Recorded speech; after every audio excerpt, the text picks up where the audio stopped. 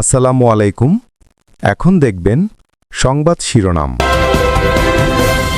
Vote কেন্দ্র দখলের চেষ্টা করলে শক্ত হাতে প্রতিরোধের আহ্বান জামায়াত আমিরের। দক্ষিণের কয়েক জেলায় নির্বাচনী জনসভা। কেউ যদি আপনাদের ভোট কেড়ে নিতে আসে, আমি আজকে বলে দিলাম, হাতটা ধরে ফেলবেন, মুছড়ে ছুটির দিনে তুমুল নির্বাচনী প্রচার, গণসংযোগ, ভোটারদের কাছে টানতে নানা প্রতিশ্রুতি, চলছে বিভিন্ন দলের প্রার্থীদের কথার লড়াইও। 54 বছরের রাজনীতি জাতিকে শুধুই ফ্যাসিবাদ আর বৈষম্য উপহার দিয়েছে। ক্ষমতায় গেলে সকল ধরনের অপকর্ম থেকে জামায়াত মুক্ত থাকবে বলে অঙ্গীকার করেছেন জামায়াতের আমির ডাক্তার শফিকুর রহমান। বলেন, অতীতে যারা ক্ষমতায় থেকে সততার পরিচয় দিতে পারেনি তাদের ভোট চাওয়ার অধিকার নেই।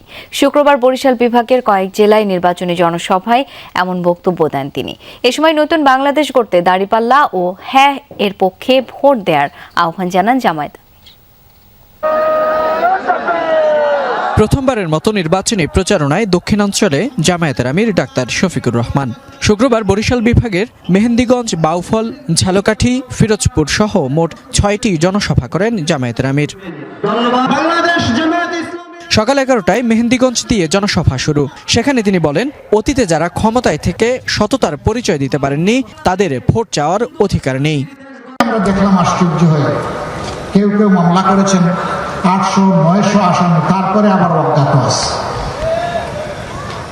এবং এই মামলা করে অনেক বাণিজ্য করছে। নিরীহ মানুষ যে কোনো অপরাধে ছিল না, হয়তো কোনো দল সমর্থন করেছে, এতটুকুর জন্য তার নাম দিয়ে তার কাছ থেকে এখন খাজনাপাতি আদায় করা হচ্ছে। বেলা 12টায় পটুয়াখালীর বাউফলের জনসভায় যোগ দেন জামায়াতের আমির। বলেন, 54 বছরের রাজনীতি জাতিকে শুধুই ফ্যাসিবাদ আর বৈষম্য উপহার দিয়েছে। ক্ষমতায় গেলে সকল অপকর্ম থেকে জামায়াতের লোকজনের হাত পরিষ্কার থাকবে। 54 বছরে যেই রাজনৈতিক ব্যবস্থা, দল এবং আদর্শ আমাদেরকে দফায় দফায় দুর্নীতি, চাঁদাবাজি, মামলাবাজি, দখল বাণিজ্য, ফ্যাসিবাদ এবং বিচারহীনতা উপহার দিয়েছে। অতীতে যারা বাংলাদেশকে 18 কোটি মানুষকে সম্মান করেছে, এখনো সম্মান করে চলেছে তাদের সমস্ত অভিজ্ঞতা এবং যোগ্যতা দিয়ে। ইনশাআল্লাহ জনগণ 12 তারিখ তাদেরকেই বাছাই করে নেবে। জুমার নামাজের পর একে একে ঝালকাঠি, ফিরোজপুর আর নড়াইলের জনসভায় যোগ দেন জামায়াতের আমির। বলেন, নতুন বাংলাদেশে কোনো বৈষম্য রাখা হবে না।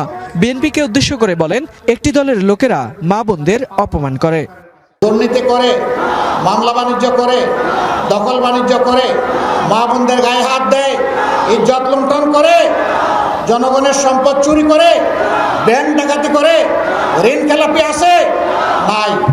তাহলে কথা পরিষ্কার, ইনশাআল্লাহ আগামী বাংলাদেশ তাদের হাতে ইনশাআল্লাহ। বিগত সময়ে সারা দেশে উন্নয়নের জোয়ার বলেও অনেকটাই উন্নয়ন বঞ্চিত ছিল বরিশাল তথা দক্ষিণাঞ্চলের মানুষ।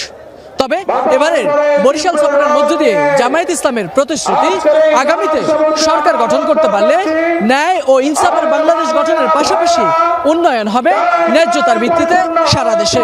নির্বাচনী প্রচারণার সময় বাকি আর মাত্র 4 দিন। শেষ সময়ে বাড়ছে প্রার্থীদের দৌড়ঝাঁপ। কর্মী সমর্থকদের নিয়ে ছুটছেন নিজ নিজ নির্বাচনী এলাকার প্রতিটি অলিগলি। বিভিন্ন রাজনৈতিক দলের পাশাপাশি স্বতন্ত্র প্রার্থীরাও কর্মী সমর্থকদের নিয়ে নির্বাচনী এলাকা চষে বেড়াচ্ছেন। সাপ্তাহিক ছুটির দিনে দেশের প্রতিটি অলিগলিতে ভোটের আমেজ। সকাল থেকেই প্রার্থীদের প্রচারণায় মুখর শহর থেকে গ্রাম। কক্সবাজারে নির্বাচনী পথসভায় 1 আসনের ধানের শীষ প্রার্থী সালাউদ্দিন আহমেদ বলেন, ধর্মের ভিত্তিতে কোনো বিভাজনে বিএনপি বিশ্বাস করে না। দেশের স্বার্থ সবকিছুর ঊর্ধ্বে থাকবে, এটাই বিএনপির নীতি। ধর্মের ভিত্তিতে, জাতের ভিত্তিতে আমরা কখনো বিভাজনে বিশ্বাস করিনি, করব না। এটা আমাদের অঙ্গীকার এবং আমাদের ম্যানিফেস্টো। দিনাজপুর 6 আসনে বিএনপি প্রার্থী ডাক্তার AZM জাহিদ হোসেন দিনভর নেতাকর্মীদের নিয়ে গণসংযোগ করেন। এলাকার উন্নয়ন সহ নানা প্রতিশ্রুতি দিয়ে ধানের শীষে ভোট চান তিনি। সবার আগে আমার দেশ, আমার এই বাংলাদেশ যে গঠনের যে প্রতিশ্রুতি জনাব তারেক রহমান দিয়েছেন সেটি বাস্তবায়ন হবে ইনশাআল্লাহ। নাটোর 2 আসনে নির্বাচনী সমাবেশ করেন ধানের শীষের প্রার্থী রুহুল কুদ্দুস তালুকদার দুলু। প্রচারণায় ব্যস্ত সময় পার করছেন খুলনা 3 আসনের বিএনপি প্রার্থী রকিবুল ইসলাম বকুল। ভোটারদের বাড়ি বাড়ি গিয়ে নানা প্রতিশ্রুতিতে ভোট চাইছেন রংপুর 6 আসনের বিএনপি প্রার্থী সাইফুল ইসলাম। কুমিল্লা 4 আসনের গণ অধিকার পরিষদ প্রার্থী জসিমউদ্দিন সরব ভোটের মাঠে নির্বাচন সুষ্ঠু হলে জয়ের আশা ব্যক্ত করেন। অন্যদিকে একই আসনের 11 দলীয় জোটের প্রার্থী হাসনাত আব্দুল্লাহ উঠান বৈঠকে অভিযোগ করেন তার বিরুদ্ধে নানা অপকৌশল অবলম্বন করছে প্রতিপক্ষ।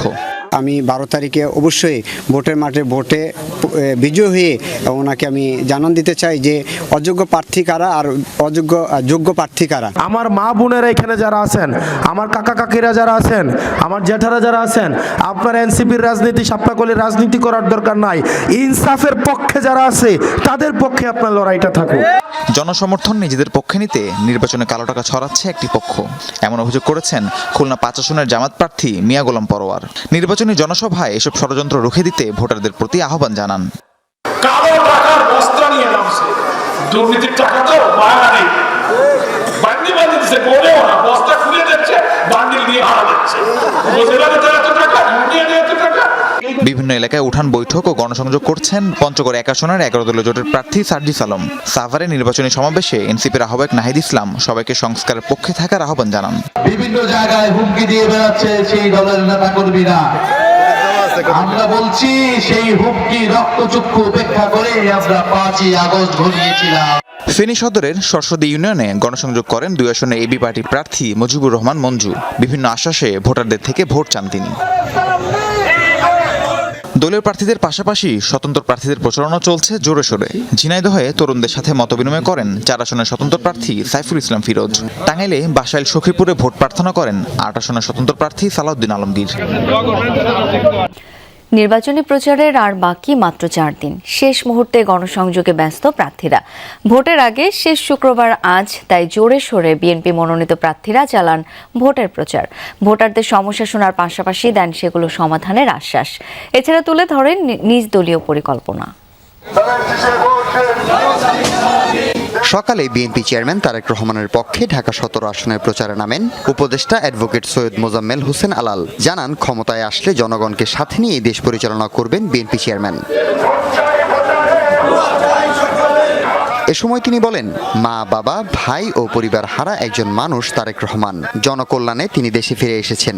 বাংলাদেশের নতুন রাজনৈতিক বন্দোবস্তের যে একটা আয়োজন এবং মানুষের অধিকার, জনপ্রত্যাশা এবং বিশেষ করে তরুণ যুবকদের আকাঙ্ক্ষা, এটা পূরণে জাতি তাকিয়ে আছে জনাব তারেক রহমানের নেতৃত্বের দিকে। এদিকে পল্লবী 3 নম্বর ওয়ার্ডের বিভিন্ন আবাসিক এলাকায় গণসংযোগ করেন ঢাকা 16 আসনের ধানের শীষের প্রার্থী আমিনুল হক। শুধু ধানের শীষের ভোটারদের ফ্যামিলি কার্ড দেওয়া হবে। প্রতিপক্ষের এমন অভিযোগকে হাস্যকর ও ভিত্তিহীন বলে উড়িয়ে দেন তিনি। একটি জায়গা থেকে এই ঢাকা 16 আসনের টাকা পয়সা বন্টন করছে জামাত, এবং সেটি আমি ইতিমধ্যে আইন শৃঙ্খলা বাহিনীর কাছে দিয়েছি।